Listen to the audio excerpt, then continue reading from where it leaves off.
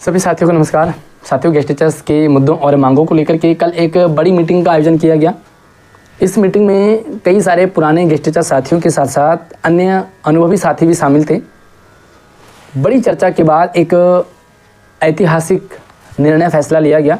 हालांकि ये फैसला अभी विचाराधीन है और आप सभी गेस्ट टीचर साथियों के सुझाव मत जैसे भी रहेंगे उसके बाद ही इसे अंतिम रूप दिया जाएगा। तो आप लोगों से रिक्वेस्ट है कि पूरे प्लान को समझें और अपने सुझाव राय जरूर दें।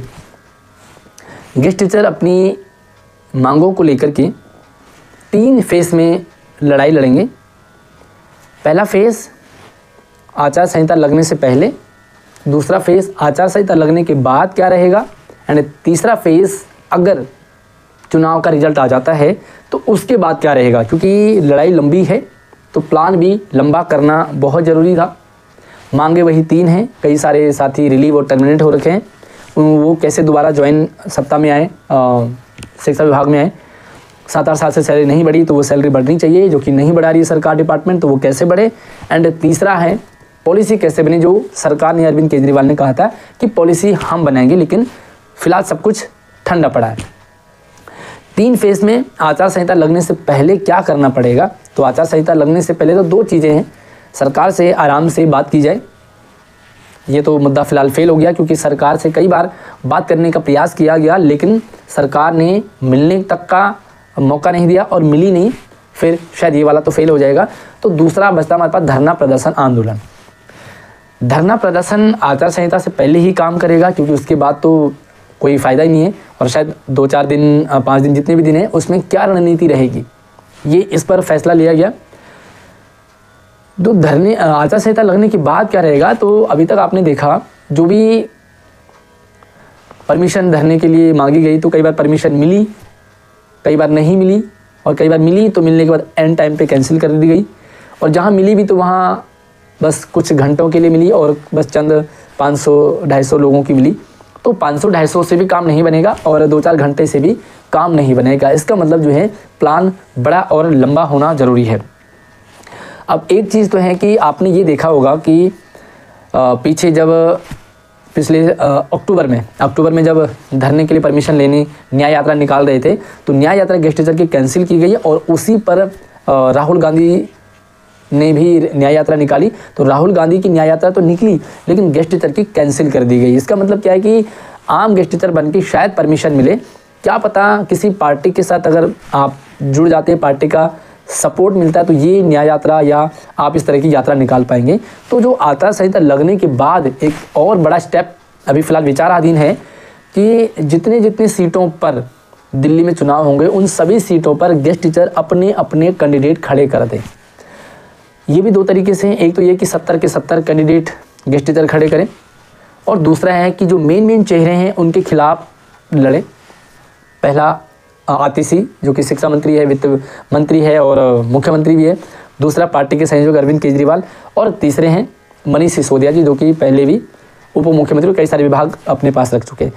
अच्छा, चुनाव लड़ने का भी 2 पक्ष हैं। पहला तो ये है कि इसी के कारण, क्योंकि आचार संहिता लग जाएगी तो भाई कुछ कर नहीं पाओगे, तो वहाँ पर एक मौका रहेगा, आपको माइक मिल जाएगी, आपको परमिशन मिल जाएगी, आप यात्रा निकाल सकते हो, आप किसी भी पार्टी का प्रचार और विरोध कर सकते हो।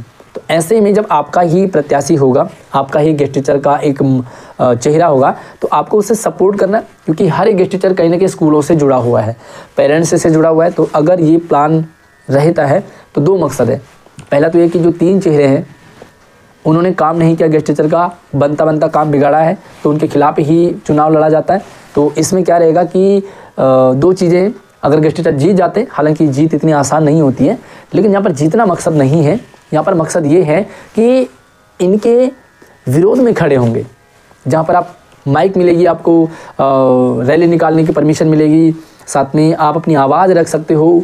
बड़ी समस्या है कि गेस्ट टीचर को मीडिया नहीं मिल रही, तो भाई मीडिया भी कवरेज करेगी। और एक ही मकसद रहेगा कि आम आदमी पार्टी ने गेस्ट टीचर की लंका लगा दी, आम आदमी पार्टी ने गेस्ट टीचर को बर्बाद कर दिया, ये मुद्दा रहेगा। तो क्या है कि एक थोड़ा आगे जो है हाईलाइट हो जाएगा मुद्दा और कहीं ना कहीं फ़र्क पड़ेगा। मकसद इसे ये भी है कि जो अपना कैंडिडेट है वो कितना चुनाव जीत पाता है ये तो भविष्य की बात है। हालांकि उथल पुथल मचता है राजनीति में और आम आदमी पार्टी भी उसका ही नतीजा है।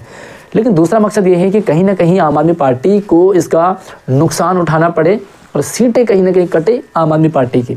सरकार में फिर से आती है तो 10-15 साल पहले बर्बाद हो गए, फिर से 5 साल और बर्बाद हो जाएंगे, बुढ़ापे में तो अभी जी रहे हैं और फिर बूढ़े हो जाएंगे। तो किस तरह से अपने गेस्टेचर भाई का सपोर्ट मिलेगा, उसे सपोर्ट करेंगे रैली में, और कहीं ना कहीं जो आम आदमी पार्टी है उनका विरोध होगा। ओबियसली प्रचार में ऐसे ही करोगे आप। तीसरा फेज रहेगा कि अगर चुनाव होते हैं, चुनाव जीतने के बाद क्या रहेगा। तो यहाँ पर ये भी चीज़ है कि जो पार्टी आने वाली है, जो आएगी, वो किस तरह से गेस्टेचर की बात को रखेगी और फिर उसके साथ भी दमदार तरीके से लड़ना पड़ेगा और अपनी बात को रखना पड़ेगा।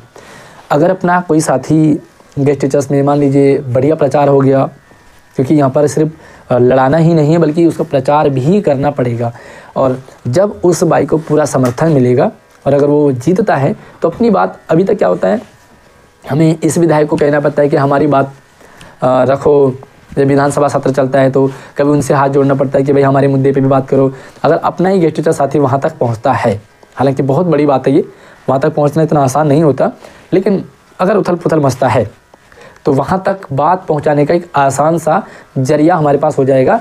और ये जो पार्टी है ना, किसी पार्टी के नहीं बल्कि निर्दलीय लड़ेंगे चुनाव। अब यहाँ पर ये है कि 1-2 चेहरे तो हमारे पास हैं जो चुनाव लड़ने के लिए तैयार हैं।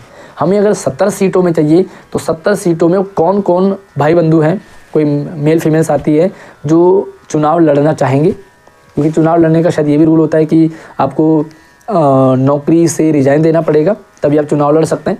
हालांकि परमानेंट टीचर्स के साथ तो यही रूल रहता है। अब गेस्ट टीचर्स के साथ भी ऐसा ही रूल है। तो आप जो भी अनुभवी साथी हैं वो ज़रूर अपना कमेंट में अपना जो भी सही डिसीजन है, मतलब फैक्ट है, वो शेयर करें कमेंट में। और आपको क्या लगता है कि क्या करना चाहिए गेस्ट टीचर्स को? सपोर्ट तो करना ही पड़ेगा इसमें, चाहे आप खड़े हो रहे हो, चाहे आपका कोई जिसकी थोड़ी सी अच्छी इमेज है वो खड़ा हो जाए और उसको सभी गेस्ट टीचर सपोर्ट करेंगे, उसकी रैली का हिस्सा बनेंगे, गली गली जाकर के वोट ज़रूर मांगेंगे। और अगर आप खड़े होते हैं और आपके आसपास स्कूलों में पढ़ाने वाले टीचर्स आपका सपोर्ट करते हैं तो डेफिनेटली बच्चे जुड़े हैं, पेरेंट्स से जुड़े हैं और आपको इसका बेनिफिट मिलेगा। आपको का मतलब है कि गेस्ट टीचर को बेनिफिट मिलेगा। और गेस्ट टीचर अगर चुनाव जीतता है तो ये सोने में सुहागा, अपनी बात आराम से रखी जाएगी, बार बार उठाई जाएगी और उस पीड़ा को वो रख सकता है जिसने वो पीड़ा झेली है। तो अभी जो धरना प्रदर्शन चल रहा है वो पुरजोर तरीके से, पहला। दूसरा, किस तरह से आचार संहिता लगने के बाद अपनी बात रखना, चाहे वो इस वर्तमान सरकार का विरोध हो चाहे अपने कैंडिडेट का समर्थन में हो, ये बात हो गई। और तीसरा, चुनाव जीतने के बाद। तो साथियों, ये एक प्लान चल रहा है, 70 विधायक उतारे या सिर्फ 3-4 विधायक उतारे। फिलहाल 1-2 चेहरे तो गेस्ट टीचर के पास हैं। बाकी आपको क्या लगता है कि किसको आगे रखना चाहिए चुनाव में? कौन ऐसा गेस्ट टीचर्स के बीच में है जिसकी अच्छी इमेज भी है, जिसको पॉलिटिकल राजनीति का ज्ञान भी है और जो अच्छी बात रख भी सकता है और जो जीत भी सकता है ना? बाकी फ़िलहाल मकसद जीतने का नहीं है, फिर से कहेंगे कि बस कहीं ना कहीं तरीके से अपनी बात पब्लिक तक जाए, जनता तक जाए। और इन जो सत्ताधारी पार्टी हैं जो मदमस्त सत्ता में चूर हो चुकी है, उनको ये भी एहसास होगा कि कहीं ना कहीं गेस्ट टीचर हमारे खिलाफ ऐसे भी खड़ा हो सकता है। तो साथियों, वीडियो को ज़्यादा से ज़्यादा शेयरिंग करें, ज़्यादा से ज़्यादा ओपिनियन रखें, क्या संभव है, क्या होना चाहिए। बाकी अगली अपडेट में मिलते हैं, तब तक चैनल को भी आप सब्सक्राइब जरूर कीजिएगा, लेकिन इस वीडियो को ज़्यादा से ज़्यादा शेयरिंग करें ताकि मैक्सिमम साथियों के सुझाव आएँ, कमेंट्स आएँ, ओपिनियन आए। उसके बाद एक परफेक्ट डिसीजन तक पहुंचा जाएगा कि कौन सा आपकी नज़र में अच्छा नेता है गेस्ट टीचर के बीच में, उसे भी उसका भी नाम रखें। और आपके और अगर क्या ओपिनियन है वो भी आप ज़रूर कमेंट में रखें। अगली वीडियो में मिलते हैं, तब तक आप अपना ख्याल रखिए। धन्यवाद।